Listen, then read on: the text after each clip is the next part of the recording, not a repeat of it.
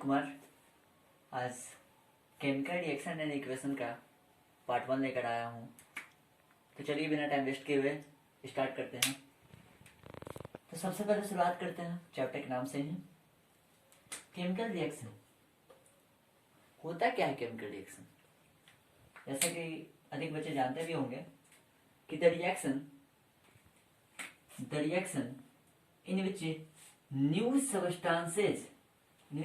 new substances with new properties are formed। मतलब क्या है इसका? मतलब कोई भी ऐसा रिएक्शन जिसमें कुछ सब्सटेंसेज आपस में रिएक्ट करेंगे और एक नया तरह के सब्सटेंस का फॉर्मेशन करेंगे। अब ये नहीं कि नया तरह का मतलब कि पृथ्वी पर हो नहीं आए कहीं और से, ऐसा नहीं है। नया तरह का कहने का मतलब कि जो रिएक्ट कर रहे हैं उनके प्रॉपर्टीज से बिल्कुल ही नया प्रॉपर्टीज का कंपाउंड फॉर्म्ड होगा। ठीक, जैसा कि एग्जांपल समझते हैं। H2 रिएक्ट करता है O2 के साथ। जब H2 को हम लोग बर्न करेंगे, O2 के साथ रिएक्ट करवाएंगे तो H2O का फॉर्मेशन होगा। ठीक है, तो यहाँ पे आप देखिए H2 क्या है, यहाँ पे गैस के फॉर्म में रिएक्ट करता है, O2 भी गैस के फॉर्म में रिएक्ट करता है, लेकिन जो प्रोडक्ट बना वो क्या है? H2O which is liquid। तो यहाँ से आपको जो मैंने अभी डिफिनेशन बताया था वो समझ में आ गया होगा कि the reactions in which new substances with new properties. अब आप लोग जानते ही होंगे कि एक गैस और लिक्विड में बहुत ही डिफरेंसेस है। आप 9th पढ़ के आए हैं कि गैस का क्या क्या प्रॉपर्टीज है, लिक्विड का क्या क्या प्रॉपर्टीज है, जो कि बिल्कुल अलग है। तो H2 एक गैस है, O2 गैस है, दोनों रिएक्ट किए, बनाए क्या दिए भाई? लिक्विड। तो यहाँ पे आप देख रहे हैं कि जो प्रोडक्ट बना उसका प्रॉपर्टीज रिएक्टेंट से बिल्कुल ही अलग है। तो अब आगे बढ़ते हैं। अब एक टर्म आएगा रिएक्टेंट्स। क्या? रिएक्टेंट्स। तो व्हाट आर रिएक्टेंट्स? जैसा कि लिखा हो यहाँ पे, the substances which take part in the reaction. मतलब वह सबस्टांसेज जो रिएक्शन में पार्टिसिपेट करेंगे, जिनकी वजह से नया प्रोडक्ट बनेगा, उनको कहते हैं रिएक्टेंट्स।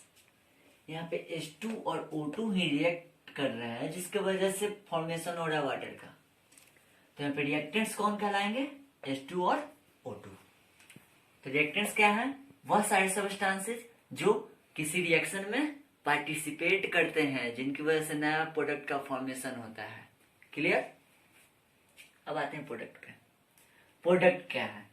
तो जाहिर सी बात है भाई, जब रिएक्टेंट्स होंगे जो रिएक्ट करते हैं तो प्रोडक्ट क्या होंगे? जो किसी भी केमिकल रिएक्शन के कारण रिजल्ट में जो बनता है हमारा कंपाउंड या एलिमेंट कुछ भी, उसी को कहते हैं प्रोडक्ट्स। यानी कि the substances which are formed due to result of chemical reaction या रिएक्शन। तो वह कंपाउंड्स, वह सब्सटेंसेज जो किसी केमिकल रिएक्शन के होने के कारण बनते होंगे, किसी केमिकल रिएक्शन होने के कारण प्रोड्यूस्ड होते होंगे, उन्हें कहते क्या? प्रोडक्ट्स। तो आप ये समझ गए होंगे प्रोडक्ट्स, रिएक्टेंट्स और केमिकल रिएक्शंस ये सब क्या है। तो प्लीज इसका स्क्रीनशॉट ले, मैं साइड हो जाता हूं।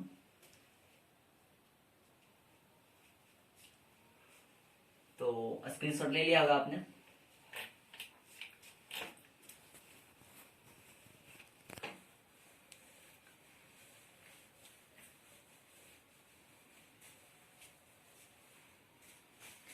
एक चीज और ध्यान देना कि कोई भी केमिकल रिएक्शन के दौरान क्या है कि नए सब्सटेंसेस फॉर्म हो जाते हैं। आखिर ऐसा क्या होता है भाई कि नए सब्सटेंसेस फॉर्म हो जाते हैं? देखिए,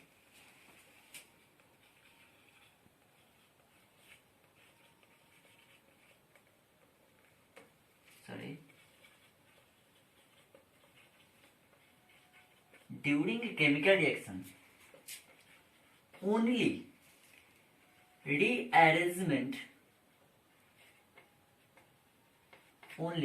rearrangement of atoms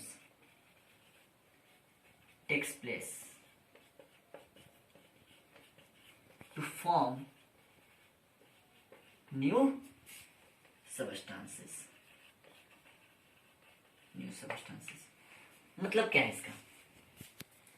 मतलब कोई भी केमिकल रिएक्शन हो रहा होगा तो उसमें क्या होता है, जो एटम्स होते हैं कंपाउंड्स के, एलिमेंट्स के, जो एटम्स होंगे वही आपस में रीअरेंज करेंगे। किसके भाई? रिएक्टेंट्स के जो एटम्स होंगे, जो रिएक्टेंट साइड में एटम, जैसे देखो एग्जांपल देख लो, CH4H2O2 CO2 plus H2O plus heat. तो यहाँ पे देखिए रिएक्टेंट साइड्स में देखिए तो कौन कौन एटम्स मौजूद हैं। कोई कहेगा CH4 एटम नहीं है, CH4 क्या है? कंपाउंड है। इसमें अब कौन कौन एटम है?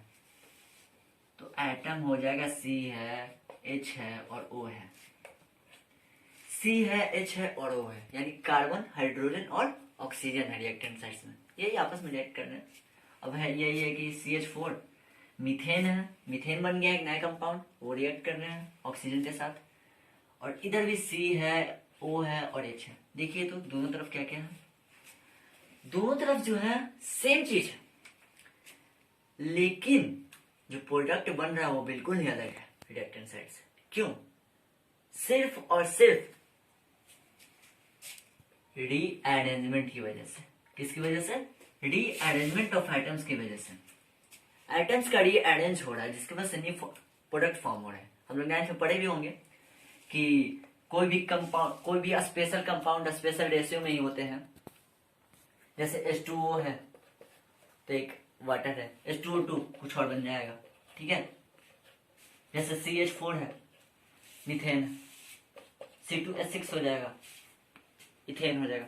यानी कि जो भी कंपाउंड्स बनते हैं उनका रेशियो फिक्स्ड होता है, उनका जो एटम्स का अरेंजमेंट होता है वो फिक्स्ड होता है।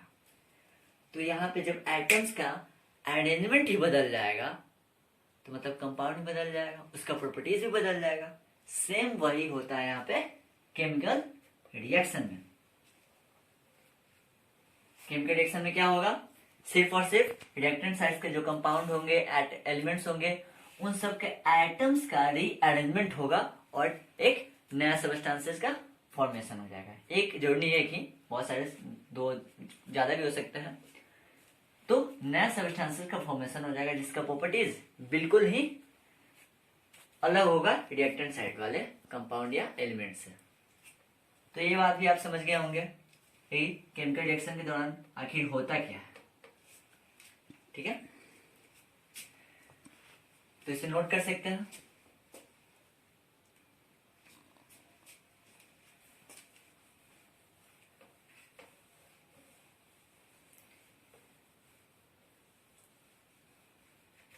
अब चलिए एक बहुत ही अच्छा एग्जांपल देता हूं आपको। बुक में मिलेगा मैग्नीशियम रिबन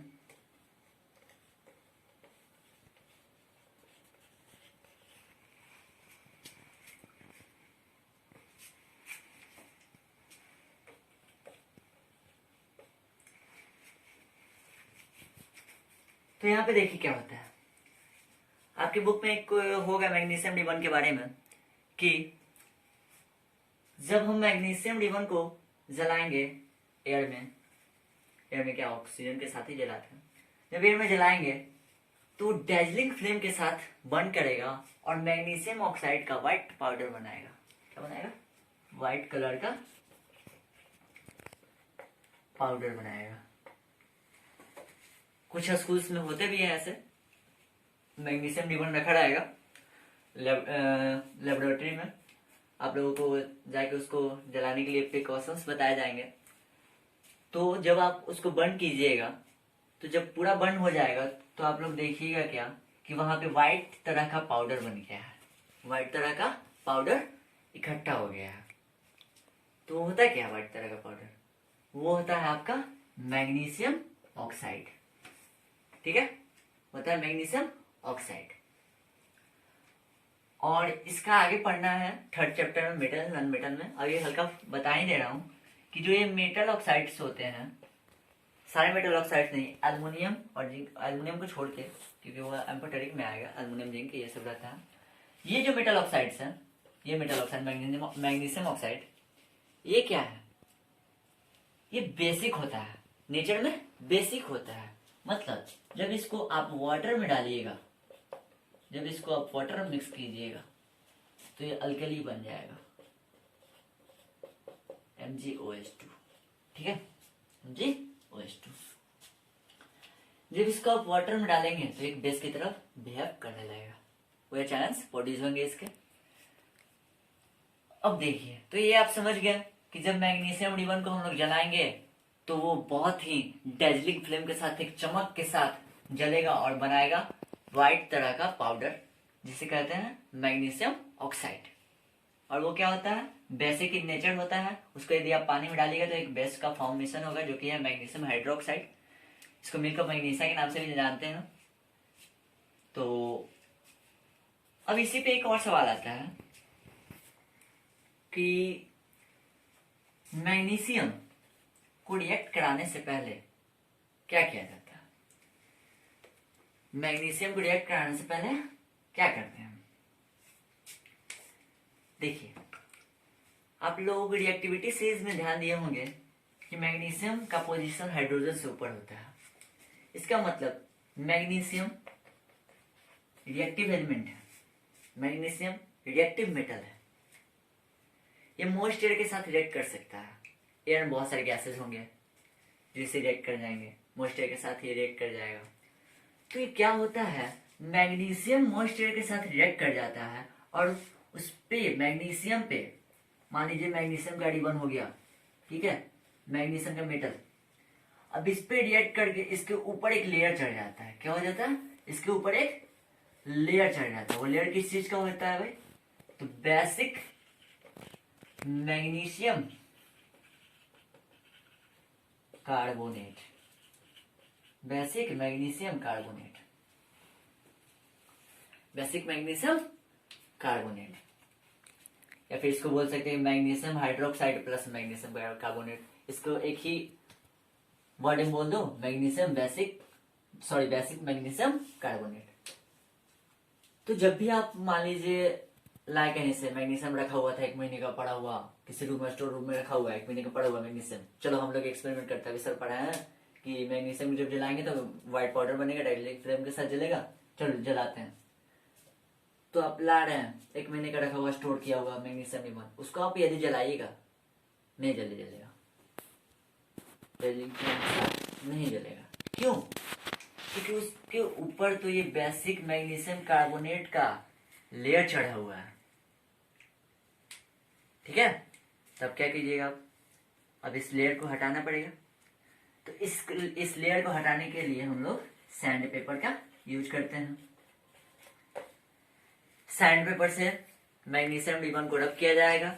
रब करके क्या करते हैं हम लोग? बेसिक मैग्नीशियम कार्बोनेट के लेयर को हटा देते हैं, ताकि एक फ्रेश हम लोगों को मैग्नीशियम रिबन मिल जाए, वो अच्छे से रिएक्ट कर सके, अच्छे से वो जल सके। ठीक है, तो ये इंपॉर्टेंट है क्वेश्चन कि वाई शुड बी, चलिए लिखवा ही देता हूं, वाई शुड बी क्लीन। तो क्वेश्चन है why should be clean magnesium ribbon with sand paper before burning it. मतलब मैग्नीशियम रिबन को जलाने से पहले इसको सैंड पेपर से रगड़ने की जरूरत है। तो मैंने अभी बता दिया, चलिए उसका आंसर लिखते हैं। Magnesium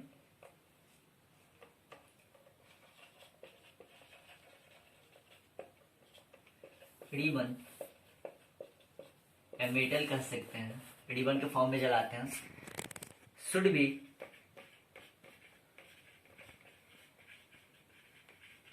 cleaned with sandpaper to remove the protective layer of basic magnesium carbonate so that it will react easily और burn easily। एक ही बात है।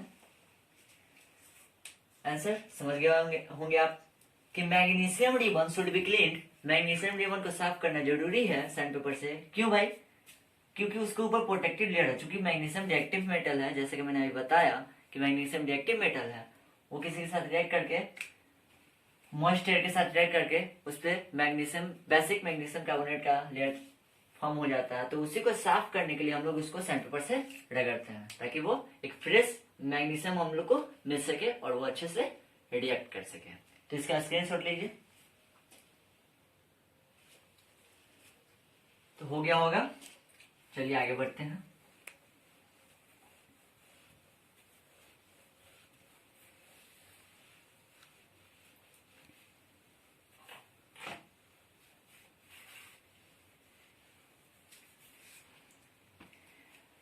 तो कब से केमिकल रिएक्शन के एग्जांपल हम लोग देख रहे हैं। आप लोग करिए फील नहीं आ रहा है भैया, फील नहीं आ रहा है। तो चलिए कुछ एग्जांपल देखते हैं जो हमारे दैनिक जीवन में होते रहता है। जैसे आप लोग देखते होंगे आयरन रख दे कहीं, उस पर जंग लग गया, वो भी केमिकल रिएक्शन है। खाना एक दिन बाद यदि उसको आप ढक के न रखें तो वह स्पॉइल हो जाता है, महक आने लगता है, उससे दुर्गंध आने लगती है, वो भी केमिकल रिएक्शन का हिस्सा है। तो चलिए अब हम स्टार्ट करेंगे कि कैसे पहचानेंगे कि कहीं केमिकल रिएक्शन हो रहा है। मान लीजिए दो चीजें रख दी हम लोग, दो एटम्स या कंपाउंड्स, दो एलिमेंट्स या कंपाउंड्स रख दिए, वो रिएक्ट कर रहे हैं। तो क्या आपको बताने आएंगे हाँ भैया हम रिएक्ट कर रहे हैं, हम ये बना रहे हैं? ऐसा तो नहीं है। वो बताएंगे कि हाँ हम रिएक्ट कर रहे हैं। तो आखिर हम पहचानेंगे कैसे कि वहां पे केमिकल रिएक्शन हो रहा है? बहुत सारे तरीके हैं और तो हम उनके ऑब्जर्वेशन से पहचानेंगे। हम उनको ऑब्जर्व करेंगे कि वहां पे हो क्या रहा है। वहां पे जब रखें हम तो वहां पे ऑब्जर्व करेंगे कि वहां पे हुआ क्या, और उन्हीं ऑब्जर्वेशंस को बोलते हैं characteristics of chemical reactions. Observations of any chemical reaction are called characteristics of chemical reaction. तो बहुत सारे हैं। सबसे पहला है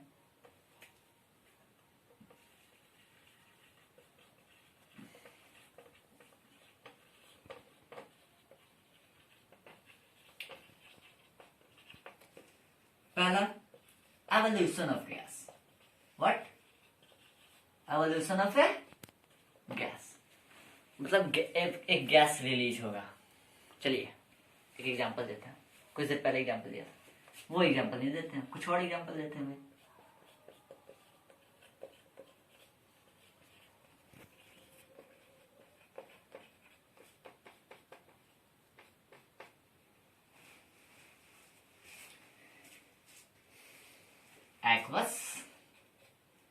एक्वस, ये भी आप समझिएगा। यहाँ पे मैंने एक्वस और एस और ये साइन क्यों दिखाया है आपको, ये भी आप समझ जाइएगा कुछ देर बाद, शायद अगले वीडियो में। लेकिन अभी आप ये समझिए कि किसी भी केमिकल रिएक्शन को पहचानने के तरीका बहुत सारे होते हैं कि वहां पे केमिकल रिएक्शन हो रहा है या नहीं हो रहा है। उसी में से सबसे पहला है एवोल्यूशन ऑफ गैस। मतलब यदि कोई दो सब्सटेंसेस के रिएक्ट करने से गैस रिलीज हो रहा है, क्या हो रहा है? गैस रिलीज हो रहा है, गैस प्रोड्यूस हो रहा है, इवॉल्व हो रहा है, तो वहां पे समझ जाएंगे क्या कि वहां पे केमिकल रिएक्शन हो रहा है, वहां पे नया प्रोडक्ट का फॉर्मेशन हो रहा है, वहां पे एटम्स का रीअरेंजमेंट हो रहा है।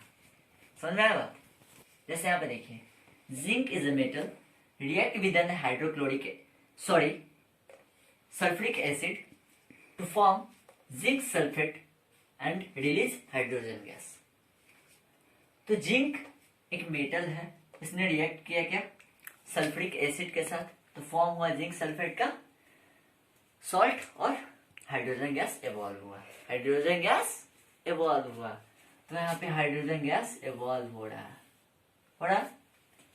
तो यहाँ से आपको दिखेगा गैस इवॉल्व होते हुए। तो क्या H2 लिख के इवॉल्व होगा? ऐसे होगा H2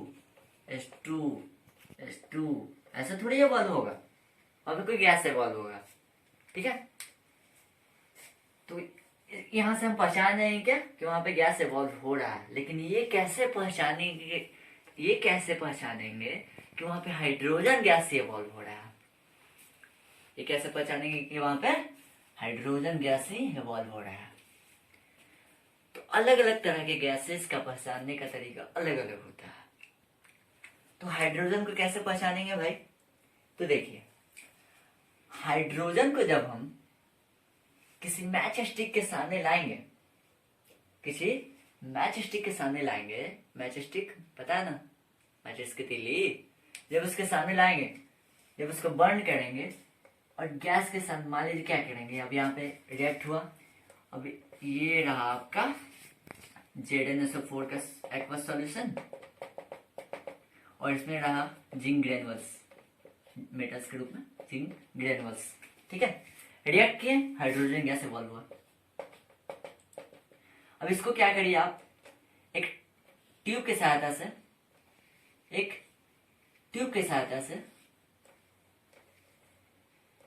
इसको क्या करिए आप, एक ट्यूब के सहायता से इधर लाइए जार के बाहर और यहाँ पे एक मैच स्टिक लगाइए, ठीक है, मैच स्टिक लगाइए। तो जैसे ही गैस किसी मैच स्टिक से जब वो बर्न करेगा तो पॉप साउंड प्रोड्यूस करेगा। यदि पॉप साउंड प्रोड्यूस कर दिया, वहीं पे हम लोग समझ जाएंगे कि वो कौन सा गैस है, हाइड्रोजन गैस है।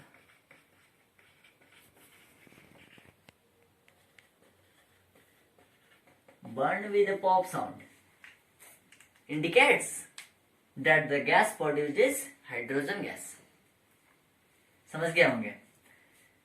क्या करेंगे, जो गैस रिलीज हो रहा है उसको एक ट्यूब के सहायता से बाहर ले जाएंगे और वहां पे एक मैच स्टिक जला देंगे और यदि वो गैस बर्न करता है लेकिन पॉप साउंड के साथ बर्न करता है, पॉप साउंड प्रोड्यूस करेगा पॉप, तो वो समझ जाएंगे कि वो क्या है, हाइड्रोजन गैस है।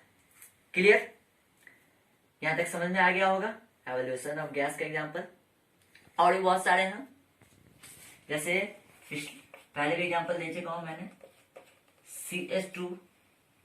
CH4 रिएक्ट करेगा O2 के साथ, तो CO2 gas plus H2O plus heat, यहाँ पे CO2 गैस रिलीज होता है। तब CO2 कैसे पहचानेंगे? CO2 को पहचानने तो आता होगा, नहीं, ये तो आता होगा, ये पढ़े होंगे आप लोग। CO2 को तो पहचान रहे होंगे, कैसे पहचानेगा? अरे भाई ये क्या बता रहे हैं, आसान है ना, आप लोग इसे पहचान जाएंगे। कैसे पहचानते हैं मालूम है? हाँ मालूम ही होगा, चलिए बता देता हूँ।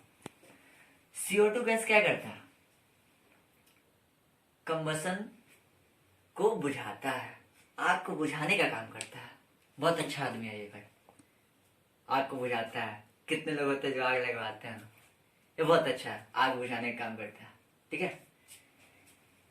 तो जब भी आप क्या करिए, जो गैस रिलीज हो रहा है, आप एक मोमबत्ती रखिए, ठीक है, मोमबत्ती को जला रखिए और जैसे ही CO2 गैस आएगा मोमबत्ती बुझ जाएगा।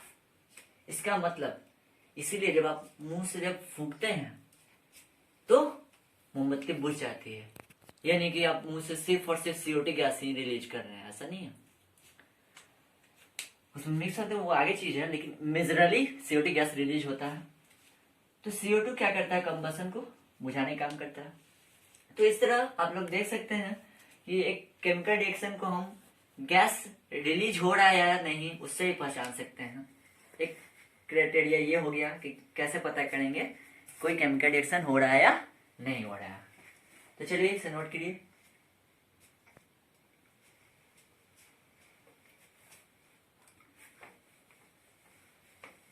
नेक्स्ट है जो सेकंड तरीका है। अब मान लीजिए कोई रिएक्शन में गैस एवॉल्व ही नहीं हो रहा, कोई रिएक्शन में गैस एवॉल्व नहीं हो रहा होगा, तब कैसे पहचानेगा भाई? लीजिए, तब कैसे पहचानेगा? तो मान लीजिए वहां पे प्रिसिपिटेट फॉर्म हो रहा हो, मान लीजिए वहां पे प्रिसिपिटेट फॉर्म हो रहा हो। दूसरा तरीका, formation of precipitate, formation of precipitate, सही है ना? हाँ सही है। फॉर्मेशन ऑफ प्रिसिपिटेट, सबसे पहले प्रिसिपिटेट मालूम है ना? ये भी नहीं मालूम? प्रिसिपिटेट मालूम है? चलो मैं बता देता हूँ, ये नहीं मालूम बता देता हूँ। कोई भी सॉल्यूशंस जब होता है, जब आपस में रिएक्ट करते हैं, तो सॉल्यूशन के नीचे जो सॉलिड वेस्टेज बच जाते हैं, वेस्टेज न कहो, सॉलिड के रूप में जो जमा हो जाता है, उसे ही प्रिसिपिटेट कहा जाता है। ठीक है, जैसे पानी और बालू में डाल दीजिए, आप मिक्स करिए, बालू नीचे जमा हो जाएगा प्रिसिपिटेट के रूप में, तो बस वही प्रिसिपिटेट कहलाता है। ठीक है, सॉलिड के फॉर्म में जमा हो जाएगा। चलिए, तो मतलब कोई दो सबस्टांसेस आप रख दीजिए, तो पहले मान लीजिए वो दोनों सॉल्यूशंस में होंगे, लेकिन रिएक्ट करके क्या होगा, कोई एक नया कंपाउंड बनेगा प्रिसिपिटेट के रूप में, तो पता चल जाएगा क्या कि वहां पे केमिकल रिएक्शन हो रहा है। जैसे BaCl, barium chloride, plus NaSO4, Na2SO4। क्यों? तो क्यों मालूम है ना? 9th क्लास केमिकल फॉर्मूला लिखने का तरीका, Na valency 1, SO4 valency 2, 1 cross multiplication Na2SO4। Clear? तो यहाँ पे फॉर्म क्या होगा भाई? कुछ नहीं, एकदम आसान तरीका, BaSO4 Ba2SO4 अभी सिखाया, NaCl। ठीक, देखिए क्या हो रहा है। और ये जो बनता है आपका व्हाइट कलर का प्रिसिपिटेट होता है, किस कलर का होता है? व्हाइट कलर का प्रिसिपिटेट होता है। और प्रिसिपिटेट को ऐसे इंडिकेट करता है नीचे, क्योंकि नीचे जमा होता है ना, नीचे प्रिसिपिटेट। क्लियर? ये भाई एक्वस, ये भी एक्वस, सॉल्यूशन ले लीजिए, सॉल्यूशन भी एक्वस। एक्वस क्या होता है? एक्वस क्या होता है? कोई भी सब्सटेंस को हम लोग डाल दिए वाटर में, लिक्विड में, वो एक्वस कहलाएगा। ठीक है, मिक्स विद वाटर या लिक्विड, एक्वस। तो यहाँ पे देखिए क्या हो रहा है, जब बेरियम क्लोराइड का एक्वस सॉल्यूशन हम लोग मिला दिए किसके साथ? सोडियम सल्फेट के एक्वस सॉल्यूशन के साथ, तो दोनों आपस में रिएक्ट किए और आयंस का एक्सचेंज हुआ, केटायन एनायन, केटायन एनायन। इसका जो केटायन था, इसका जो केटायन एनायन था, देखिए क्या हो रहा है, इसका जो केटायन था इसके केटायन की जगह ले लिया, BaCl था NaCl बन गया। इसका जो केटायन था इसके केटायन की जगह ले लिया, NaSO4 था तो Ba2SO4 बन गया। वो आगे की बात है, ये डबल डिस्प्लेसमेंट रिएक्शन है, आगे पढ़ने को मिलेगा। अभी मैं जो समझाना चाहता हूँ वो समझिए कि हमें हो क्या रहा है। इन दोनों का आप रख दीजिएगा, कोई जार में मिक्स कर दीजिएगा, तो ये दिखेगा आपको व्हाइट तरह का, देखिएगा कि आप नीचे धीरे धीरे धीरे धीरे व्हाइट कलर का जमा होते जा रहा है। क्या हो रहा है? व्हाइट कलर का जमा होते जा रहा है। तो उन लोग को क्या पता चला कि वहां पे प्रिसिपिटेशन रिएक्शन हो रहा है। इसको प्रिसिपिटेशन रिएक्शन भी बोल सकते हैं, प्रिसिपिटेट बन रहा है। ठीक है, तो वहां पे प्रिसिपिटेट फॉर्म हो रहा है, तो इससे पता चल गया ना केमिकल रिएक्शन हो रहा है, वहां पे कोई नया सब्सटेंसेस का फॉर्मेशन हो रहा है, एटम्स का रीअरेंजमेंट हो रहा है। ठीक है, तो ये तो दूसरा तरीका हो गया। इसका एक और एग्जाम्पल लिया जाए, इसका एक और एग्जाम्पल लिया जाए। चलिए, पोटासियम आयोडाइड और लीड नाइट्रेट, PbNO3 जब रिएक्ट करेंगे तो लीड आयोडाइड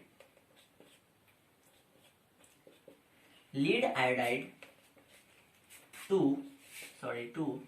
लीड आयोडाइड और पोटासियम नाइट्रेट बनता है, और ये येलो कलर का प्रिसिपिटेट होता है, सॉरी लीड। ठीक है, लीड भी लिखने नहीं था।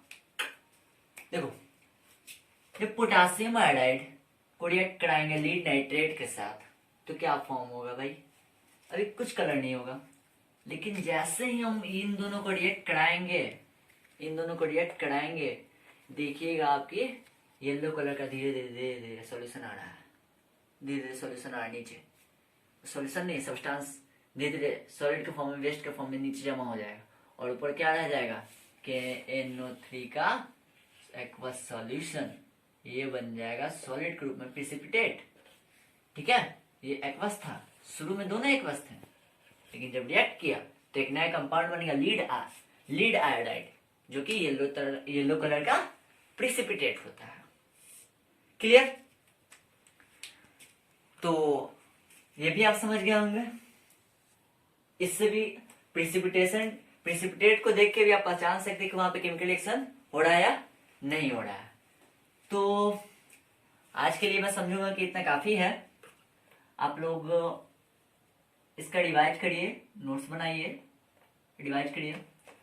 आय के और 3 तरीके हैं, 3 तरीके से और पहचाना जा सकता है कि कहीं पे केमिकल रिएक्शन हो रहा है या नहीं हो रहा है। वीडियो की लेंथ लंबी हो रही है, तो मैंने सोचा कि यहीं तक रोक दिया जाए।